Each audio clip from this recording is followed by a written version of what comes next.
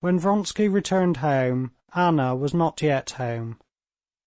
Soon after he had left, some lady, so they told him, had come to see her, and she had gone out with her.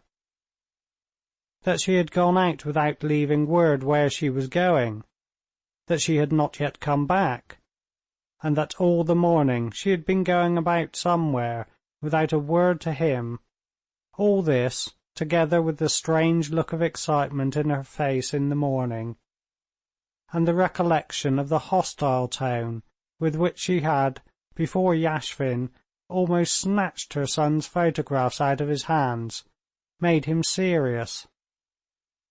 He decided he absolutely must speak openly with her, and he waited for her in the drawing-room. But Anna did not return alone, but brought with her her old unmarried aunt, Princess Oblonskaya.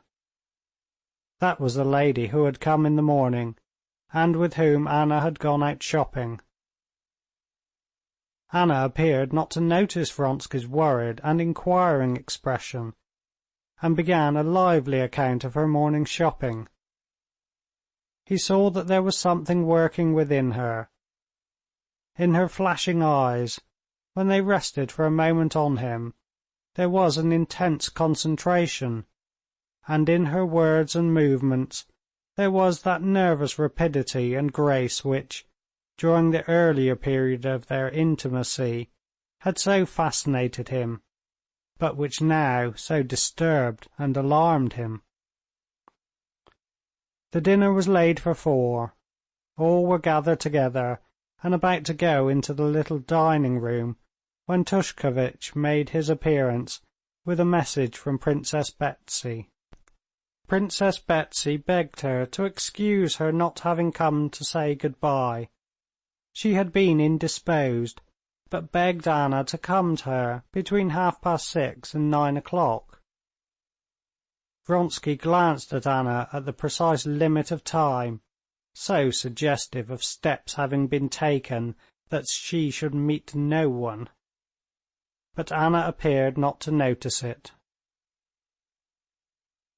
"Very sorry that I can't come just between 6:30 and 9," she said with a faint smile. "The princess will be very sorry." "And so am I." "You're going, no doubt, to hear Patti?" said Tushkevitch. "Patti? You suggest the idea to me? I would go if it were possible to get a box." "I can get one." Tushkevitch offered his services. "I should be very, very grateful to you," said Anna. "But won't you dine with us?" Vronsky gave a hardly perceptible shrug. He was at a complete loss to understand what Anna was about. What had she brought the old Princess Oblonskaya home for? What had she made Tushkevitch stay to dinner for? And, most amazing of all, why was she sending him for a box? Could she possibly think, in her position, of going to Patti's benefit, where all the circle of her acquaintances would be? He looked at her with serious eyes, but she responded with that defiant, half mirthful, half desperate look, the meaning of which he could not comprehend.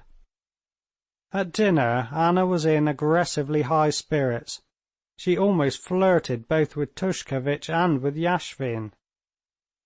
When they got up from dinner and Tushkevitch had gone to get a box at the opera, Yashvin went to smoke, and Vronsky went down with him to his own rooms. After sitting there for some time he ran upstairs.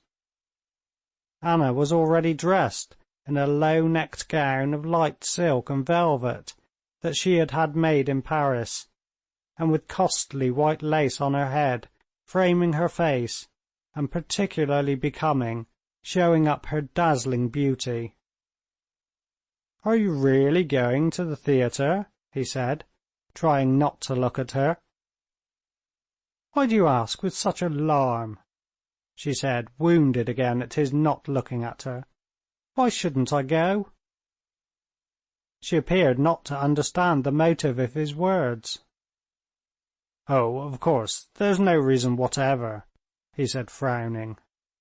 "That's just what I say," she said, wilfully refusing to see the irony of his tone, and quietly turning back her long perfumed glove. "Anna, for God's sake, what is the matter with you?" he said, appealing to her exactly as once her husband had done. "I don't understand what you're asking." "You know that it's out of the question to go." "Why so? I'm not going alone. Princess Varvara has gone to dress. She is going with me."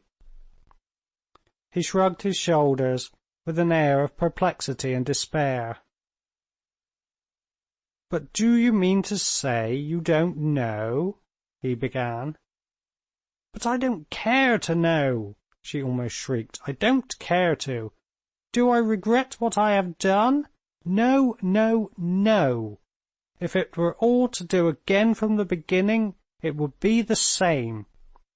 For us, for you and for me, there is only one thing that matters, whether we love each other. Other people we need not consider. Why are we living here apart and not seeing each other? Why can't I go? I love you, and I don't care for anything," she said in Russian, glancing at him with a peculiar gleam in her eyes that he could not understand. "If you have not changed to me, why don't you look at me?" He looked at her. He saw all the beauty of her face and full dress, always so becoming to her. But now her beauty and elegance were just what irritated him. "My feeling cannot change, you know, but I beg you, I entreat you," he said again in French, with a note of tender supplication in his voice, but with coldness in his eyes. She did not hear his words, but she saw the coldness of his eyes, and answered with irritation, "And I beg you to explain why I should not go." "Because it might cause you—" he hesitated. "I don't understand. Yashvin n'est pas compromettant, and Princess Varvara is no worse than others. Oh, here she is." Chapter 32.